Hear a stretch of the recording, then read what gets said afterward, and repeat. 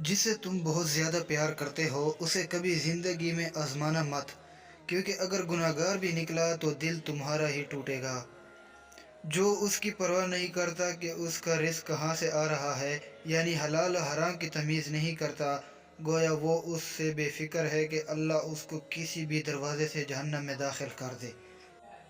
रसूलुल्लाह सल्लल्लाहु अलैहि वसल्लम ने फरमाया, जिस शख्स ने अल्लाह ताला के लिए उस शान के साथ हज किया कि ना कोई फहश बात हुई और ना कोई गुनाह, तो वो उस दिन की तरह वापस होगा जैसे उसकी माँ ने उसे जन्म दिया था।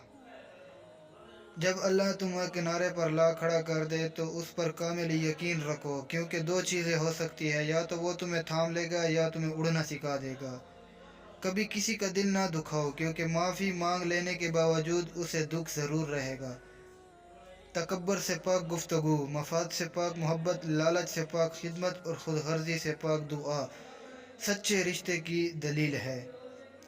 जो अल्लाह की ज़ात पर यकीन रखता है वो मोहब्बत और माफ़ी पर यकीन ना रखे। ऐसा होना मुनाफ़िक़त है। मोहब्बत करना और माफ़ कर देना तो खुदाई सिफ़ात है।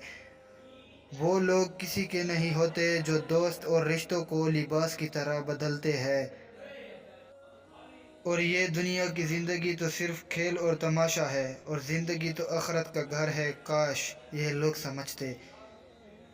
दो नमाज़ों के दरमियान किए गए गुनाह माफ़। हज़रत उस्मान गनी फरमाते हैं कि मैंने हज़ूर सल्लल्लाहु अलैहि वसल्लम को इरशाद फरमाते सुना है कि जो शख्स अच्छी तरह वुज़ू करके और नमाज़ पढ़े तो जितने गुनाह उसकी नमाज से दूसरी नमाज तक होंगे वो बख्श दिए जाएंगे।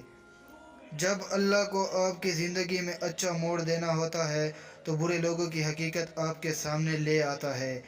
अपने हिस्से का काम किए बगैर दुआ पर भरोसा करना हमाकत है, और अपनी मेहनत पर भरोसा करके दुआ से गुरेज करना तकब्बुर है।